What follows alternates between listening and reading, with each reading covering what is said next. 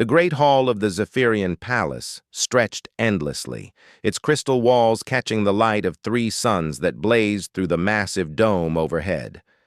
Princess Lirelei stood alone at the far end, her form hidden beneath layers of shimmering veils that moved like liquid starlight. The fabric concealed everything about her except her eyes, which glowed a deep violet through the translucent material. For the 7th time this cycle, another suitor had fled. The Vorthak ambassador had lasted exactly 3 minutes before making his excuses and departing with his entire delegation. Before him, the Crown Prince of Nexar had managed only 5 minutes of stilted conversation before suddenly remembering urgent business elsewhere. The pattern was always the same. They would arrive with grand proclamations of interest, take one look at her veiled form, attempt polite conversation, then find reasons to leave. Lirelei's personal guard, Captain Theron, approached with careful steps. His blue-scaled face showed the same expression of frustrated concern it had worn for months. "Your Highness, perhaps if you would consider—" "No." Her voice was soft but firm, carrying the weight of countless similar conversations. "The veils stay. But the treaties, the alliances your father needs, will have to be forged another way." Lirelei turned toward the viewing portal that showed the vast expanse of space beyond their world. "I will not remove them simply to make myself more palatable to those who judge before they know." The truth was more complicated than she let anyone know. The veils weren't just tradition or modesty. They were necessity. Her people, the Zephyrians, were considered one of the most beautiful species in the galaxy, with their tall, elegant forms and natural grace. But Lirelei was different. Born with marks that her people considered cursed omens, she had been veiled since childhood to hide what others called disfigurement. The irony wasn't lost on her that in hiding her perceived flaws, she had become even more unmarriageable. Suitors expected beauty from a Zephyrian princess, and the mystery of the veils only made them more nervous about what lay beneath. Captain Theron cleared his throat. "Your Highness, there is one more delegation scheduled to arrive today." Lirelei sighed, the sound barely audible through her veils. "Who now? Another proud warrior prince who will measure my worth by his ability to see my face?" "Actually," Theron consulted his data tablet, "this one is unusual. The delegation is from Earth, humans." This gave Lirelei pause. She had heard of humans, of course. Everyone in the galaxy had. They were the newcomers, the upstart species that had somehow clawed their way from their single world to become a significant galactic power in mere centuries. Most species had taken millennia to achieve what humans had done in a fraction of the time. "Humans," she mused. "I've heard they're different." "Different is certainly one word for it," Theron agreed. "They have some very unusual customs. Their diplomatic protocols are unlike anything we've seen." "How so?" "Well, for one thing, they sent only a single representative. Not a prince or a noble, but someone they call an ambassador. His credentials list him as someone chosen for his skills rather than his bloodline." Lirelei found this intriguing. In her experience, every suitor had been a royal or at least high nobility, chosen for political advantage rather than personal merit. And he specifically requested a private meeting, no formal court presentation, no grand ceremony, just conversation. This was definitely unusual. Every other suitor had insisted on maximum pageantry, wanting to display their wealth and power before the entire Zephyrian court. The idea of a simple conversation was almost foreign. "When does he arrive?" "His ship should be docking within the hour." Lirelei nodded slowly. "Very well. I'll meet with this human. But the same conditions apply. The veils remain." An hour later, Lyrelai found herself in one of the smaller receiving chambers rather than the grand hall. The room was comfortable, with soft lighting and chairs designed for actual conversation rather than intimidation. She had chosen this space deliberately, curious to see how this human would react to a more intimate setting. The doors opened, and Captain Theron announced, "Ambassador Marcus Chen of Earth." The human who entered was not what Lyrelai had expected. He was average height for his species, with dark hair and kind eyes behind simple corrective lenses.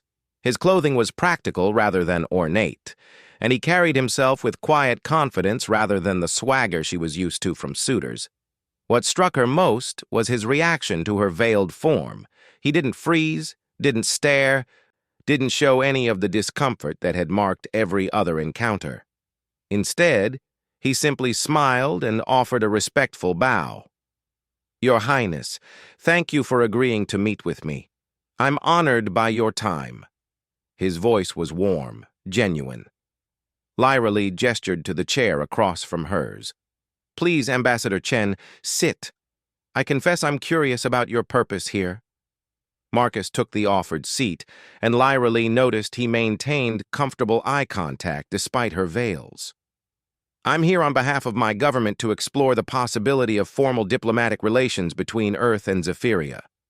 Your world controls several key trade routes that could benefit both our peoples." "Diplomatic relations," Lyrelai repeated. "Not marriage negotiations?" Marcus looked genuinely confused. "Marriage negotiations? I'm sorry, Your Highness, but I think there may be some misunderstanding. I'm here as a trade ambassador, nothing more." For the first time in months, Lyrelai felt herself relax. "Forgive me, Ambassador. It seems I've grown accustomed to a different type of visitor lately." "Suitors, I take it." Marcus's expression showed understanding rather than judgment. "That must be exhausting." The simple acknowledgement of her frustration, spoken without pity or calculation, caught Lyrelai off guard. "It is, rather. Though I suppose it comes with the position." "Does it, though?" Marcus leaned forward slightly, his expression thoughtful. "I mean, I understand that royal marriages are often political, but surely your own happiness and choice should factor into such decisions." Lyrelai studied this human more carefully. "Your species approaches these matters differently." "Very differently in many cases. While political marriages exist in our history, the general belief is that individuals should have the right to choose their own partners, regardless of status." "Even royalty?" Marcus smiled. "We don't really have royalty in the traditional sense anymore, but even our leaders are expected to marry for love rather than politics when they marry at all." The conversation continued for over an hour, ranging from trade possibilities to cultural differences between their species. Lyrelai found herself genuinely engaged for the first time in months. Marcus asked thoughtful questions about Zephyrian society, showed genuine interest in her responses, and offered insights into human culture that she found fascinating. "Your species sounds remarkably adaptable," she observed at one point. "We have to be," Marcus replied. "We come from a world that tried very hard to kill us for most of our evolution. It taught us to be resourceful, to look for solutions rather than accept limitations." "And this philosophy extends to your social relationships as well?" "Generally, yes. We tend to judge people by their actions and character rather than their appearance or circumstances of birth."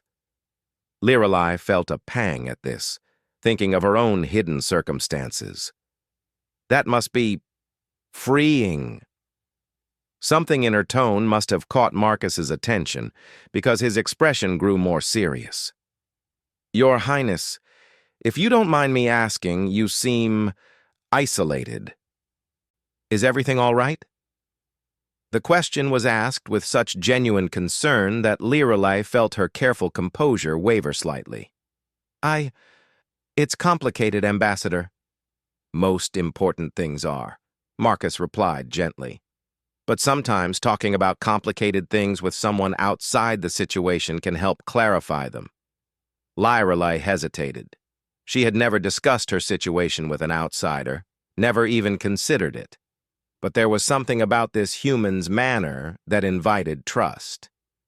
"The veils," she said finally. "They're not just tradition." Marcus waited patiently, offering no pressure or judgment, just listening. "My people value physical beauty very highly. It's considered a sign of divine favor, of worthiness.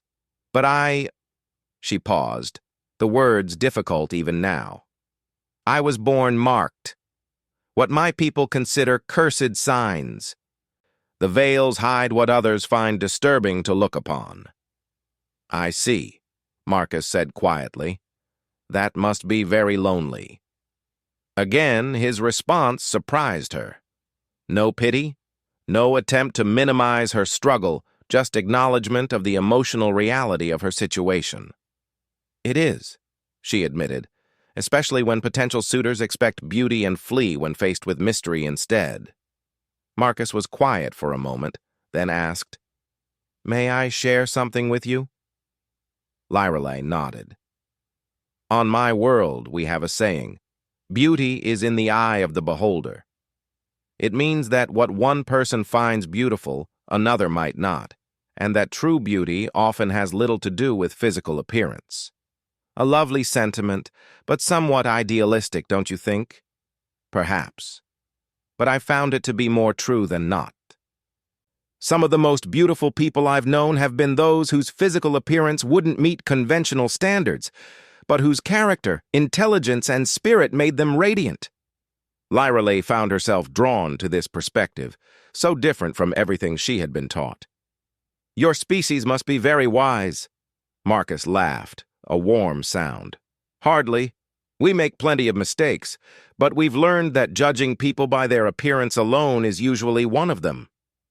Their conversation was interrupted by Captain Theron's return. "Your Highness, forgive the interruption, but you have another appointment in 20 minutes. Lyrelei felt a stab of disappointment. She hadn't realized how much time had passed, hadn't wanted the conversation to end. "Of course," she said, rising. Marcus stood as well, offering another respectful bow. "Thank you for your time, Your Highness. I hope we can continue our discussions about trade relations soon."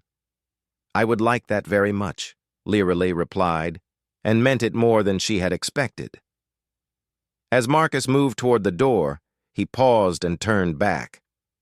"Your Highness, if I may say so, anyone who judges you without taking the time to know you is missing out on meeting someone truly remarkable." He left before she could respond, leaving Lyrelei standing in the empty chamber with her thoughts in turmoil. No one had ever spoken to her that way before. No one had ever taken the time to see past the veils to the person beneath, or shown interest in her thoughts and opinions rather than her political value. For the first time since the marriage negotiations had begun, Lyrelei found herself thinking not about what others expected of her, but about what she might want for herself. And what she wanted, she realized with growing clarity, was more conversations with the thoughtful human who had treated her like a person rather than a prize. The next few days passed with unusual anticipation for Lyrelei. She found herself looking forward to Marcus's scheduled return visit with an eagerness that surprised her. When Captain Theron announced that the human ambassador had requested another meeting, she felt her heart race beneath her veils. This time, she chose to meet him in the palace gardens, a more informal setting that she hoped would encourage the same easy conversation they had shared before. Marcus arrived precisely on time, carrying a small container that he set carefully on the garden table between them. "I brought something I thought you might enjoy," he said, opening the container to reveal an assortment of items. "Foods from Earth. I thought you might be curious about what we eat." The gesture was so unexpected and thoughtful that Lyrelei felt touched. "That's very kind of you, Ambassador. Please call me Marcus, and I have to admit I have an ulterior motive. I'm hoping you might share some Zephyrian cuisine with me in return. I understand your people are known throughout the galaxy for your culinary arts. Lyrelei found herself smiling behind her veils. I think that could be arranged. They spent the afternoon sampling foods from both their worlds, with Marcus describing the origins and cultural significance of each dish, while Lyrelei did the same for Zephyrian delicacies. The conversation flowed easily, touching on everything from agriculture to philosophy. Your people seem to approach life with great intensity, Lyrelei observed as Marcus described human competitive cooking shows. We do tend to be passionate about things, Marcus agreed, sometimes to our own detriment, but we believe that life is meant to be lived fully, experienced completely. Even the difficult parts? Especially the difficult parts. They're often what teach us the most about ourselves and help us grow. Lyrelei considered this. My people tend to seek harmony, to avoid conflict and difficulty when possible. Both approaches have merit, Marcus said diplomatically. But I've always believed that growth comes from challenge, that avoiding difficulty often means missing opportunities. As the afternoon wore on, Lyrelei found herself sharing more about her life, her studies, her thoughts on governance and diplomacy. Marcus listened with genuine attention, asking insightful questions that showed he was truly engaged with her ideas. You know, he said at one point, you have remarkable insights into interstellar politics. Have you considered taking a more active role in your world's diplomatic efforts? Lyrelei's laugh was bitter. I'm afraid my role is considered more ornamental than functional. That seems like a waste of considerable talent. You think so? I know so. In our conversation yesterday and today, you've demonstrated a better understanding of trade dynamics and cultural sensitivity than many professional diplomats I've worked with. The compliment, offered without flattery or ulterior motive, meant more to Lyrelei than all the empty praises she had received from suitors who had never bothered to learn anything about her beyond her title. As their meeting drew to a close, Marcus hesitated before speaking.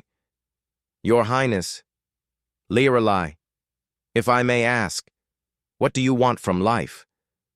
Not what others expect of you, but what you actually want. The question hit her like a physical blow. No one had ever asked her that before. No one had ever suggested that what she wanted mattered. I'm not sure anyone has ever asked me that before, she admitted. Well, I'm asking now. Lyrelei was quiet for a long moment, considering. I want to matter, she said finally. I want my life to have meaning beyond my bloodline. I want to be valued for who I am, not what I represent. And what do you represent to yourself? Someone who cares deeply about her people and wants to help them thrive. Someone who believes that understanding between species is possible and necessary. Someone who thinks that differences in appearance or culture shouldn't prevent beings from finding common ground. Marcus smiled.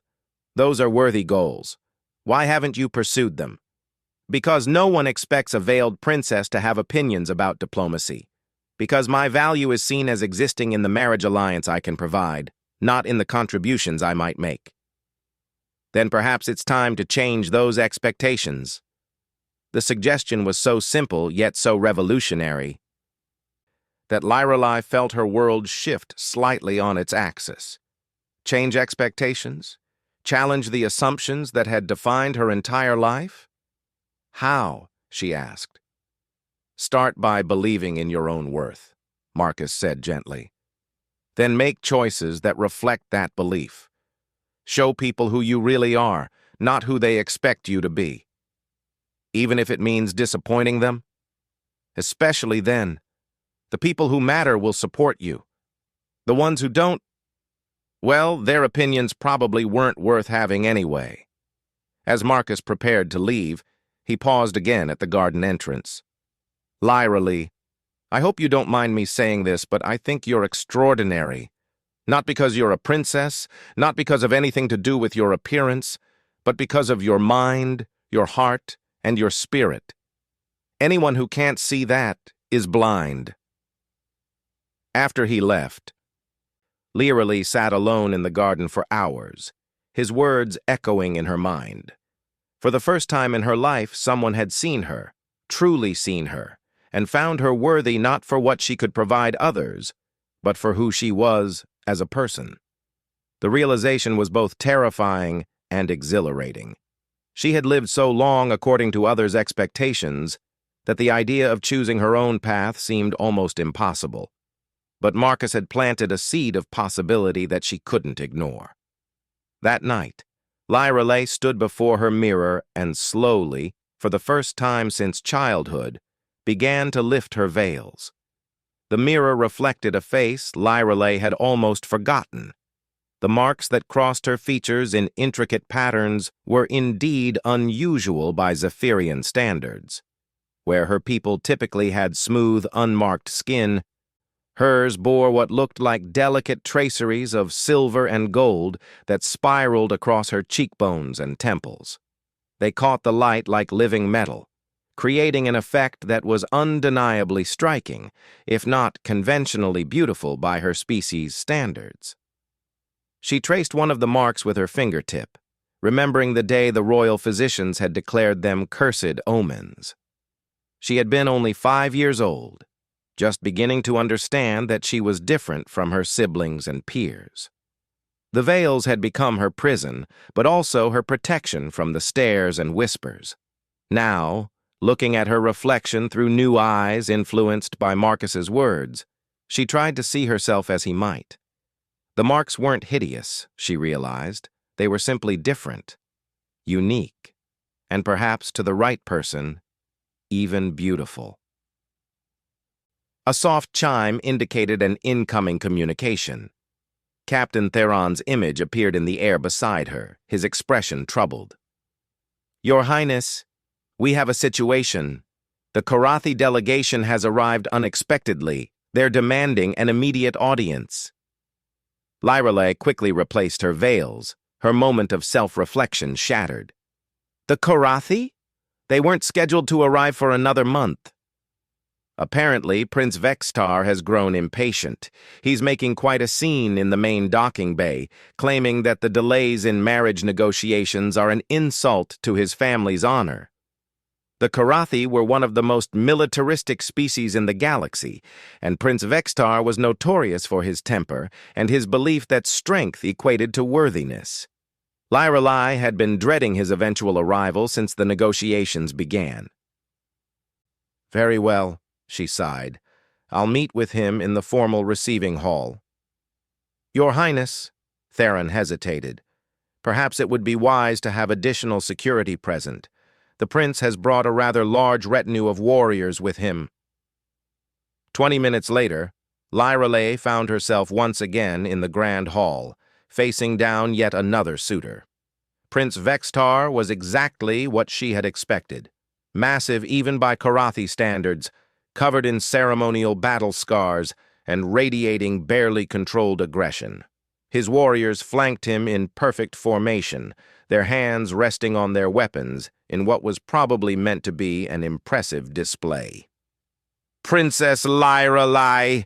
Vextar's voice boomed across the hall, his translator rendering his harsh native tongue into accented galactic standard. "I have traveled far to claim you as my mate. Let us dispense with these pointless delays and proceed to the ceremony." Leerily felt her patience snap. After days of meaningful conversation with Marcus, the prince's crude assumption felt like an assault. "I beg your pardon, Prince Vextar, but I believe you misunderstand the nature of these negotiations." "Misunderstand?" Vextar's eyes narrowed dangerously. "What is there to misunderstand? You are a princess in need of a husband. I am a prince in need of a political alliance. The mathematics are simple." "Marriage is not mathematics," Leerily replied coolly. "And I am not a prize to be claimed." A rumble of disapproval went through the Korathi delegation. Vextar himself looked genuinely confused, as if the concept of her having an opinion was foreign to him. "You speak strangely for a female, no matter. I am told you hide your face behind veils. Remove them so I may inspect what I am bargaining for." The casual cruelty of the demand, spoken as if she were livestock to be evaluated, made Lyrelai's blood boil. "I will do no such thing." "You will," Vextar stepped closer, his warriors moving with him, "or I will consider this an insult that must be answered with force." Captain Theron and the palace guards tensed, hands moving to their own weapons.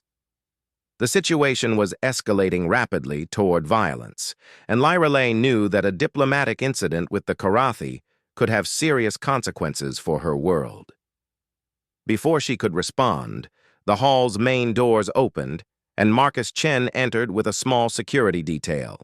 He took in the scene quickly, his expression remaining calm despite the obvious tension. "Forgive the interruption," he said pleasantly, walking forward with confident ease. "Ambassador Chen of Earth. I was hoping to continue my discussions with Princess Lyrelai about the trade agreements we've been negotiating." Vextar turned his attention to the human, looking him up and down dismissively. "You are out of place here, small one. This is Karathi business." "Actually," Marcus replied with a smile that didn't reach his eyes, "any business involving Princess Lyrelai is of interest to Earth, given our developing relationship." The implication hung in the air like a challenge. Vextar's expression darkened further. "What relationship?" "Didn't you know?" Marcus looked genuinely surprised. "Earth and Zephyria are in the final stages of negotiating a comprehensive alliance. Military, economic, cultural. Very comprehensive." Lyrelai stared at Marcus in shock. No such negotiations existed, but he was presenting the fiction with such confidence that even she almost believed it. "Impossible," Vexitar snarled. "The humans are newcomers, upstarts. They have nothing to offer that the Karathi cannot provide better." "Oh, I wouldn't say nothing," Marcus replied mildly. "We do have the largest fleet in this sector of the galaxy now. Remarkable what you can accomplish when you focus on innovation rather than tradition." This wasn't strictly true, but it wasn't entirely false either. Earth's rapid technological advancement had indeed produced a formidable space fleet, one that had surprised many established galactic powers. Vextar's warriors shifted nervously. The Karathi prided themselves on military strength, but even they had heard of human tactical innovations and unpredictable strategies. "You threaten us?" Vextar demanded. "Threaten?" Marcus looked genuinely puzzled. "Not at all. I'm simply pointing out that Princess Lyrelai has many options available to her, including the option to choose her own path, which Earth fully supports." "The female does not choose," Vextar roared. "Marriage alliances are decided by strength and political necessity." "On your world, perhaps," Marcus replied calmly. "But we're on Zephyria now, and Princess Lyrelai is perfectly capable of making her own decisions." He turned to Lyrelai, giving her a slight nod that somehow conveyed both support and encouragement. "Your Highness, I believe the choice is yours." Lyrelai felt the weight of the moment. Every eye in the hall was on her, waiting for her response. She could feel her father's expectations, her people's needs, the political ramifications of any decision she might make.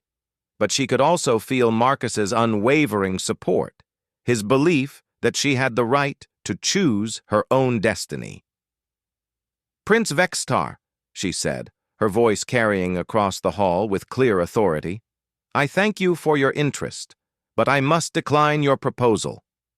The silence that followed was deafening. Vexitar's face cycled through several shades of red and purple, his hands clenching into fists. "You dare refuse me?" he whispered, the words carrying more menace than his earlier shouts. "I do," Lyrelai replied simply. Vextar's hand moved to his weapon, and instantly the hall erupted into tension. Karathi warriors faced off against Zephyrian guards, while Marcus's small security detail moved to flank the human ambassador. "Stand down," Marcus said quietly, but his voice carried clearly. "Prince Vextar, I understand you're disappointed, but drawing weapons in a diplomatic setting would be unwise. You think your small escort frightens me, human?" Marcus smiled, and there was something in that expression that made several Karathi warriors step back involuntarily. "My escort? No, they're just here for show. What should concern you is the fact that this entire meeting is being broadcast live to Earth Command." He gestured to a small device on his collar that was indeed blinking with a recording light. "Any hostile action against Princess Lyrale or her people will be considered an act of war against Earth's newest ally. And as I mentioned, we do have the largest fleet in this sector." The bluff was masterful. Lyrale could see Vexatar calculating odds, weighing his anger against the political and military realities of challenging Earth's growing power. "This is not over," Vexatar snarled finally. "The Karathi do not forget insults." "No insult was intended or given," Lyrale replied firmly. "You made an offer and I declined it. That is the nature of negotiation." Vexatar looked like he wanted to say more, but the presence of Marcus and the implied threat of Earth's military intervention clearly gave him pause. With a gesture to his warriors, he turned and stalked from the hall, his entourage following in rigid formation. After they left, the hall remained silent for several long moments. Finally, Captain Theron cleared his throat. "Your Highness, perhaps we should inform your father of what has transpired." "Yes," Lyrale agreed absently, her attention focused on Marcus. "Captain, please see that Ambassador Chen and his team are escorted safely to their quarters." As the hall emptied, Lyrale found herself alone with Marcus. He was checking his communication device, apparently unconcerned by the drama that had just unfolded. "That was remarkably brave," she said finally, "and completely insane. You could have started a war." Marcus looked up, grinning. "Could have, but didn't. Sometimes the threat of consequences is more effective than actual consequences. You lied about the alliance between our worlds. I exaggerated our current negotiations. There's a difference." "Is there?" Marcus became more serious. "Lyrale, what I said about you having choices, about having the right to determine your own path, that wasn't a lie. Every person has that right, regardless of their birth or circumstances. Even when exercising that right puts others at risk. Especially then, freedom isn't worth much if you can only exercise it when it's convenient for everyone else." Lyrale studied his face, looking for any sign of deception or ulterior motive. She found only sincere conviction. "Why did you help me?"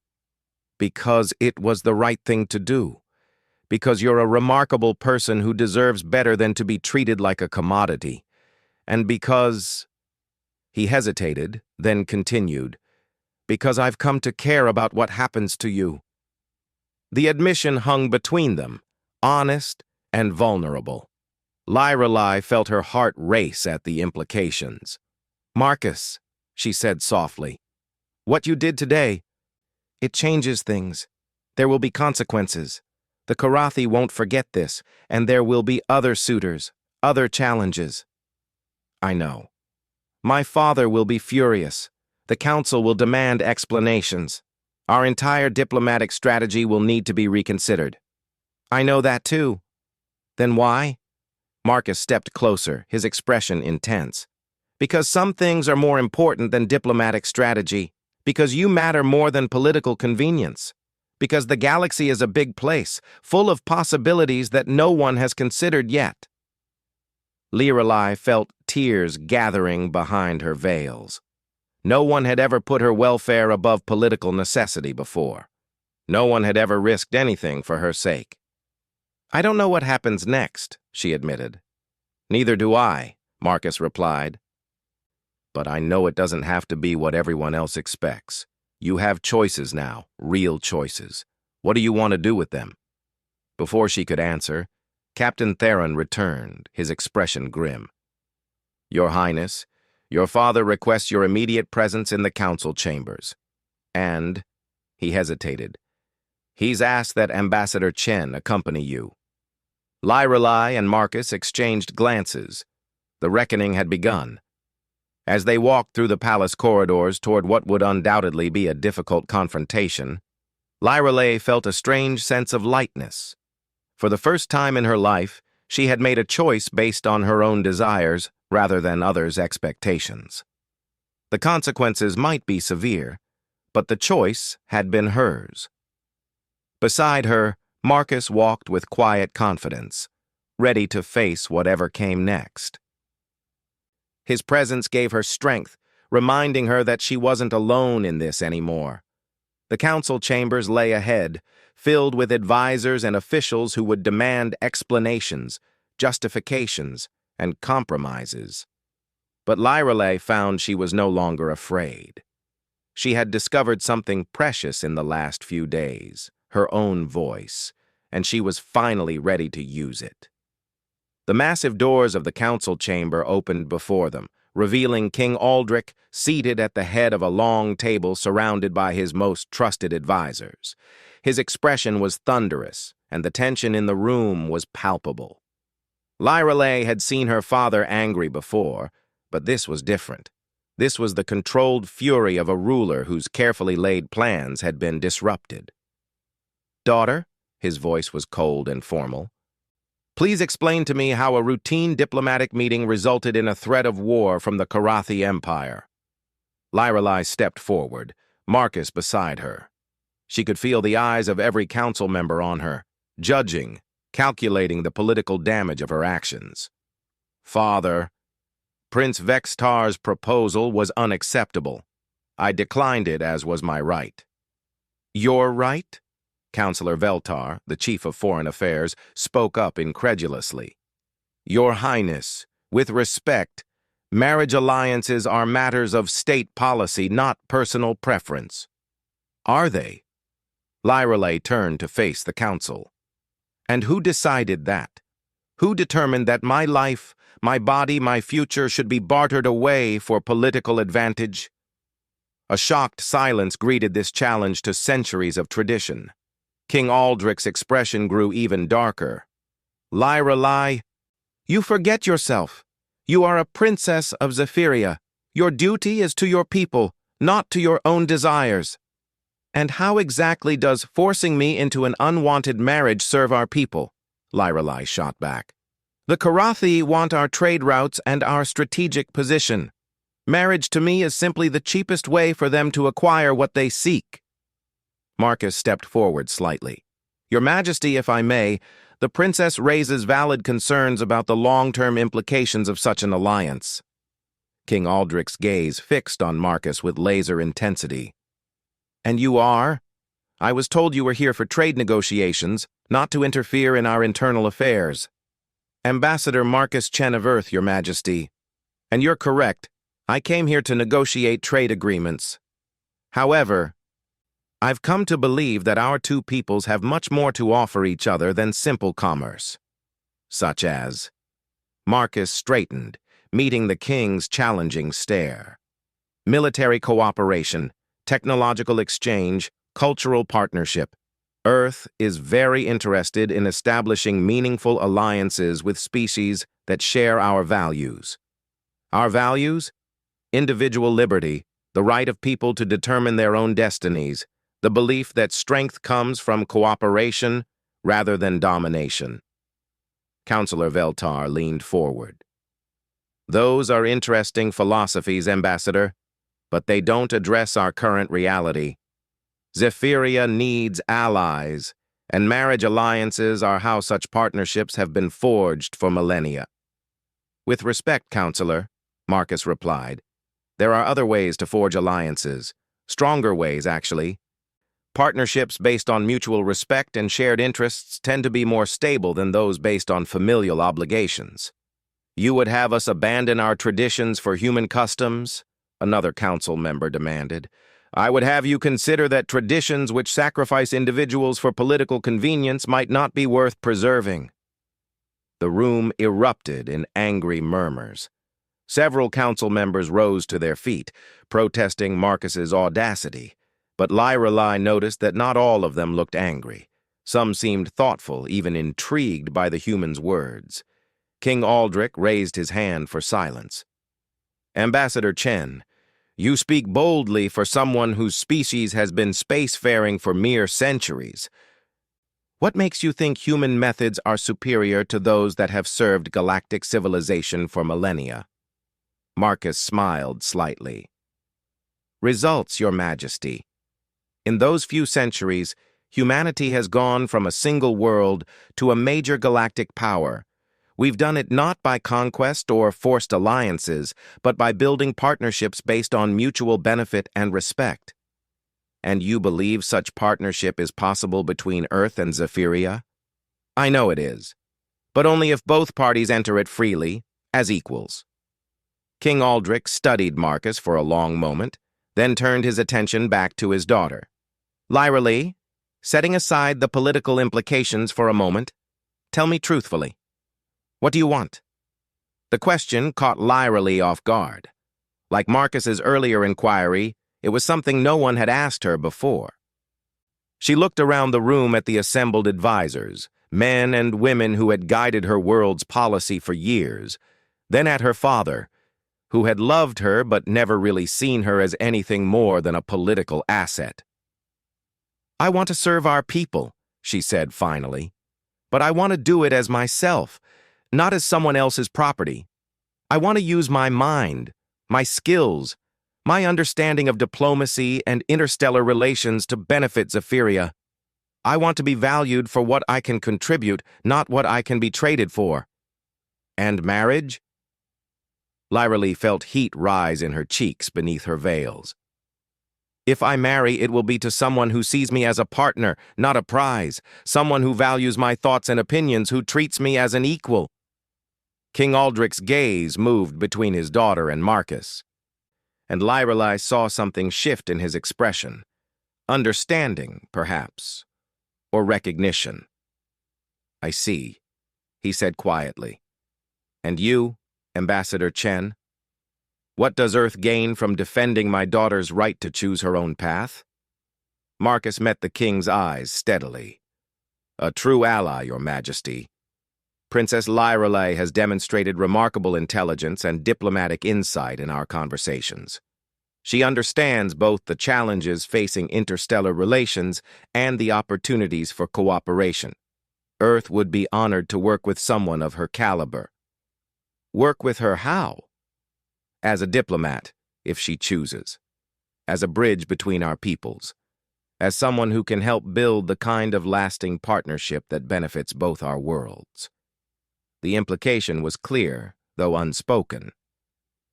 Marcus was offering Lyrelai not just support for her right to choose, but an actual alternative path, a way to serve her people without sacrificing herself. King Aldrich leaned back in his chair, his expression thoughtful. "Counselor Veltar, what is your assessment of Earth's current military and economic capabilities?" The Foreign Affairs Chief consulted his data tablet. "Formidable and growing, Your Majesty. Their technological advancement rate is unprecedented, and their diplomatic influence has expanded significantly in the last decade."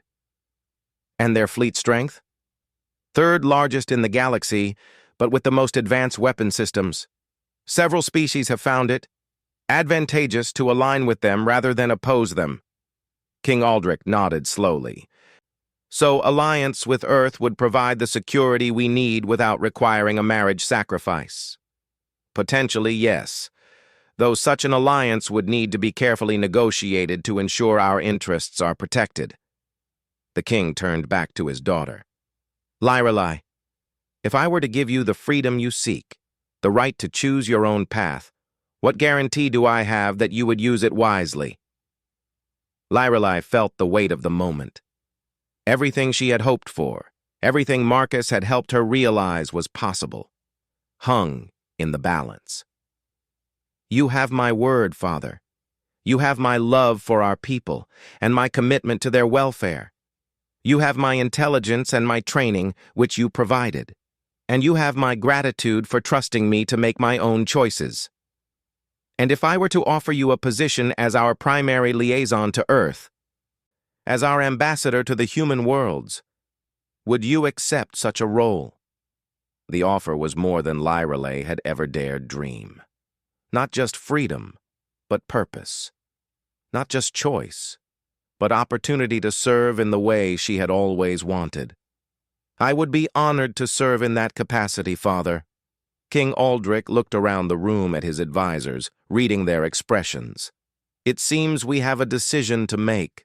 Do we continue with the old ways, forcing my daughter into an unwanted marriage for a potentially unreliable alliance? Or do we try something new, building a partnership based on mutual respect and shared goals? The debate that followed was intense but shorter than Lyrelay had expected. The council members who had initially opposed the idea began to see the practical advantages. An alliance with Earth offered security without the cultural complications of a Karathi marriage. It opened new technological and economic opportunities, and it preserved Zephiria's independence while providing the protection they needed. When the vote was taken, the decision was unanimous. Zephyria would pursue formal alliance with Earth, with Princess Lyrelay serving as the primary diplomatic liaison. As the council session ended and the advisors filed out, King Aldrich remained behind with Lyrelay and Marcus. "Ambassador Chen," he said formally, "I believe we have much to discuss regarding the terms of this alliance." "Indeed we do, Your Majesty. I think you'll find Earth very motivated to make this partnership work." "And Lyrelay," the king turned to his daughter, "I owe you an apology. I have spent so long thinking of you as my responsibility that I forgot to see you as your own person. Can you forgive an old ruler his blindness?" Lyrelay felt tears well up behind her veils. "There's nothing to forgive, Father. You did what you thought was best." "Perhaps, but from now on, your life is your own to shape." As they walked from the council chambers, Lyrelay felt as though she was seeing the world with new eyes. The corridors that had once felt like a prison now seemed full of possibilities. The future that had once seemed predetermined was now wide open. "What happens now?" she asked Marcus as they walked. "Now we build something new," he replied. "Together." 3 months later, Lyrelay stood on the observation deck of the Earth vessel, Harmony, watching the blue and green world of Terra grow larger through the transparent aluminum viewport. The ship was a marvel of human engineering, sleek and efficient, designed for both diplomacy and defense. She was part of the first official Zephirian diplomatic mission to Earth, and the weight of responsibility was both thrilling and daunting. Her veils still remained, though now they felt more like a choice than a necessity. She had grown comfortable with them as part of her identity, regardless of what lay beneath. Marcus had never pressured her to reveal her face, accepting her exactly as she was, which had somehow made the veils feel less like a prison and more like a personal statement. "First time seeing Earth?" Captain Sarah Rodriguez asked, joining Lyrelay at the viewport. The human captain was a compact woman with silver-streaked hair and kind eyes, someone who had treated Lyrelay with the same easy respect that seemed characteristic of humans. "Yes," Lyrelay replied. "It's beautiful. More water than I expected." 70% ocean coverage, Captain Rodriguez confirmed. "It makes for a pretty view, but it also made us a planet of seafarers and explorers. Probably explains why we took to space so readily." "And the diversity of climates?" "Everything from frozen polar regions to tropical rainforests. It forced us to adapt, to learn how to thrive in different environments, made us flexible." Lyrelay nodded, thinking of how that flexibility had been evident in every human she had met. They seemed able to adjust to new situations quickly, to find solutions where others saw only problems. Marcus appeared beside them, carrying a data tablet. The welcome ceremony is scheduled to begin in 2 hours. Are you ready for this? As ready as I can be, Lyrelay replied, though I confess I'm nervous about meeting so many humans at once. You'll be fine, Marcus assured her. Remember, they're as curious about you as you are about them. Just be yourself. Just be yourself. Such simple words, but they represented a complete revolution in Lyrelay's life. For months now, she had been doing exactly that, and the results had been remarkable. The alliance negotiations between Earth and Zephyria had proceeded smoothly, with Lyrelay serving as the primary liaison.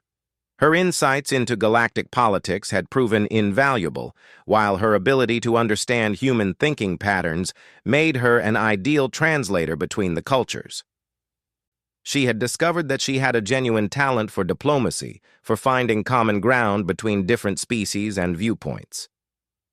Princess, Captain Rodriguez said, if you don't mind me asking, what are your impressions of humans so far? I mean beyond Ambassador Chen and our crew. Lyrelay considered the question carefully.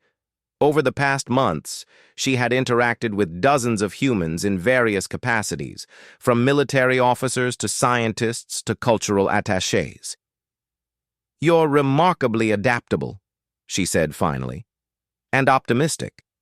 Most species I've encountered focus on why things can't work. Humans seem to focus on how they might work. Anything else? You treat individuals as individuals, regardless of their background or appearance. That's unusual in my experience.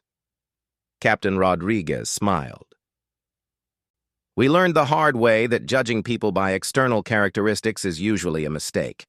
Took us a while, but we got there eventually. The conversation was interrupted by a communication from the bridge. Captain, we're receiving landing clearance for the diplomatic facility in Geneva. Acknowledged, Rodriguez replied. Then, to Lyrelay and Marcus, time to make history. 2 hours later, Lyrelay found herself standing on a platform in front of hundreds of humans, with media representatives broadcasting the event across the Earth and to other human colonies. The crowd was diverse in a way that still amazed her. Humans of different skin colors, ages, and apparent backgrounds all gathered together without the rigid hierarchies she was used to. Secretary General Elena Vasquez, the leader of Earth's united government, stepped forward to make the introductory remarks. Today marks a new chapter in human history, she began, her voice carrying clearly across the assembly. We welcome Princess Lyrelay of Zephyria not just as a representative of her people, but as a partner in building a future where different species can work together as equals. The applause was warm and genuine. Lyrelay felt her nervousness ease as she sensed the crowd's sincere interest rather than the calculating assessment she was used to from other species. When her turn came to speak, Lyrelay stepped to the podium and looked out at the sea of faces. For a moment, she was struck by how different this was from Zephyrian formal occasions, where rigid protocol governed every interaction.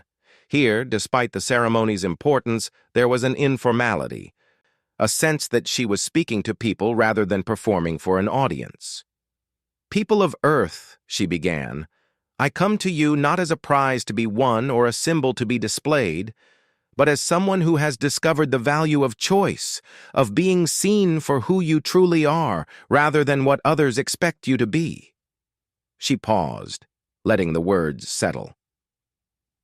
Your Ambassador Chen taught me that strength comes not from forcing others to conform to your will, but from creating space for each individual to contribute their unique talents. This is a lesson my people are eager to learn, and one we hope to share in return. The response was enthusiastic, but more importantly, it felt genuine. These humans were actually listening to her words, considering their meaning rather than simply going through diplomatic motions. After the ceremony, Lyrelay found herself at a reception, engaged in conversations with scientists, diplomats, and cultural leaders. Each interaction reinforced her impression that humans truly were different from other species she had encountered. Dr. Amara Okafor, a xenobiologist, was particularly fascinating. Princess, I hope you don't mind me asking, but we've noticed that different species seem to have very different approaches to individuality versus collective identity. Where do Zephyrians fall on that spectrum? Traditionally, we've emphasized harmony and conformity, Lyra Lai replied. Individual needs are expected to be subordinate to collective welfare, though I'm beginning to think we may have taken that too far. How so? We've become so focused on avoiding conflict and maintaining stability that we've forgotten to value the contributions unique individuals can make. Humans seem to have found a better balance. Well, Dr. Okafor smiled, we've had plenty of practice. Our history is full of examples of what happens when we go too far in either direction. We've learned that diversity of thought and approach usually leads to better solutions. As the evening progressed, Lyra Lai found herself in deeper conversations about philosophy, science, and culture than she had ever experienced at formal diplomatic events.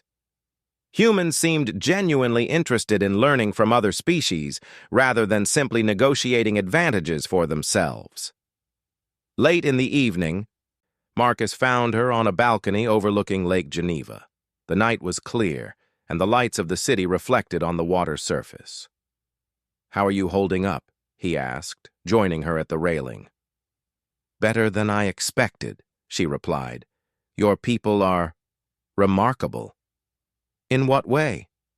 "They see possibilities where others see obstacles. They ask, 'How can we make this work?' instead of, 'Why won't this work?' It's refreshing." Marcus was quiet for a moment, looking out over the water. "Lyra Lee, can I ask you something?" "Of course." "Why do you still wear the veils?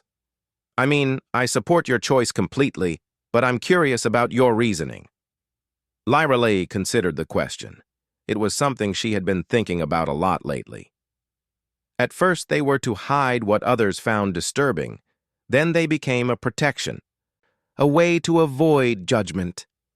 But now they're a choice. They're part of who I am, part of my identity. They remind me that I define myself, not others. And they mean that when someone looks at me, they have to focus on my words and actions rather than making assumptions based on appearance. That's a powerful statement. "I learned it from a human," she said with a smile he couldn't see but could hear in her voice. They stood in comfortable silence for a while, watching the water. Finally, Marcus spoke again. "Lyra Lai, I need to tell you something. The alliance between our worlds, your role as liaison, everything that's happened, it's all been wonderful. But there's something else I need to say." She turned to face him, sensing something important in his tone. "I care about you," he said simply. "Not as a diplomat, not as a political ally, but as a person. As someone whose mind I admire, whose company I treasure, whose happiness matters to me more than any treaty or agreement." Lyra Lai felt her heart race. She had sensed growing feelings between them over the months, but hearing him speak them aloud made them real in a way that was both thrilling and terrifying. "Marcus," she said softly, "I care about you too. More than I should, probably. More than is diplomatically wise. Since when have either of us been particularly concerned with diplomatic wisdom?" he asked with a laugh. She laughed too, remembering their first encounters, the way he had challenged every assumption she had held about herself and her life. "You realize," she said, "that a relationship between us would be unprecedented. A human and a Zephyrian, from completely different worlds and cultures." "Good," Marcus replied. "I like being unprecedented." Lyra Lai reached up and slowly, deliberately began to lower her veils. It was time, she realized, to show herself completely to the person who had already seen her more clearly than anyone else ever had. Marcus watched without moving, letting her control the moment entirely. As the fabric fell away, revealing the intricate silver and gold patterns that marked her face. His expression didn't change except to grow softer. "You're beautiful," he said simply. "Not because of the marks or despite them, but because you're you." Under the stars of this alien world that had somehow become a second home, Lorelei kissed him for the first time, tasting freedom and possibility and hope. 6 months later, the marriage ceremony took place on both worlds simultaneously, broadcast across space to symbolize the union not just of two individuals, but of two species committed to partnership and mutual respect. It was the first interspecies royal marriage in galactic history conducted entirely by choice rather than political necessity. Lorelei wore her traditional veils for the ceremony, but this time they were chosen rather than required, worn as symbols of her identity rather than as hiding places. When she lifted them during the vows, it was her choice, her moment, her statement that she was both proud of who she was and willing to be vulnerable with the person she loved. The ceremony was attended by representatives from dozens of worlds, many of whom had come to witness what some called a revolution in interstellar relations. The idea that individuals could choose their own paths, that alliances could be built on respect rather than dominance, was spreading throughout the galaxy. In her wedding speech, Lorelei addressed the assembled dignitaries. "Today marks not just a personal union, but a new understanding of what's possible when we see each other as individuals worthy of respect, rather than resources to be exploited. Marcus taught me that true strength comes from empowering others to be their best selves, not from forcing them to conform to our expectations." She looked out at the crowd, seeing representatives from species that had oppressed their own people, forced unwanted marriages, treated individuals as commodities. "My hope is that what begins here today will inspire others to question old assumptions, to consider new possibilities, to believe that everyone deserves the right to choose their own destiny." The response was mixed, as she had expected. Some species were intrigued by the concept, others horrified by the challenge to their traditions. But change had begun, and like all human innovations, it was proving difficult to stop. In the years that followed, Lorelei and Marcus became powerful advocates for individual rights throughout the galaxy. Working together, they established the Interspecies Individual Rights Council, an organization dedicated to protecting the rights of individuals regardless of their species or birth circumstances. The Karathi, predictably, had attempted to cause trouble in the early days, but Earth's growing influence and the support of other progressive species had contained their aggression. Ironically, Prince Vextar eventually found himself overthrown by his own people, who had grown tired of his increasingly erratic behavior and decided that perhaps strength wasn't the only measure of worthiness. Lorelei's father, King Aldrich, became one of the strongest supporters of the new approach to interstellar relations. He often said that his daughter had taught him that the best way to serve his people was to ensure they were free to serve themselves. The veils eventually became symbolic throughout the galaxy, worn by individuals of many species as a sign that they defined themselves rather than allowing others to define them. It was a quiet revolution, person by person, choice by choice. Standing in their shared office aboard the diplomatic station they had established at the edge of human and Zephyrian space, Lorelei and Marcus looked out at the stars, planning their next mission to a world where young people were being forced into unwanted marriages, their lives traded away for political advantage. "Ready to go cause some more trouble?" Marcus asked with a grin. "Always," Lorelei replied, adjusting her veils and checking her diplomatic credentials. "Someone has to remind the galaxy that individuals matter." As their ship departed for another world, another chance to plant seeds of change, they carried with them the radical human idea that had transformed not just their lives, but the course of galactic civilization, that everyone, regardless of their birth or circumstances, had the right to choose their own destiny. The galaxy was slowly learning what humanity had discovered long ago. that true strength came not from controlling others, but from empowering them to control themselves. And in that lesson lay the foundation for a future where no one would ever again have to hide behind veils of shame, where every individual could stand proudly as themselves, chosen rather than forced, respected rather than exploited. It was, as humans were fond of saying, just the beginning.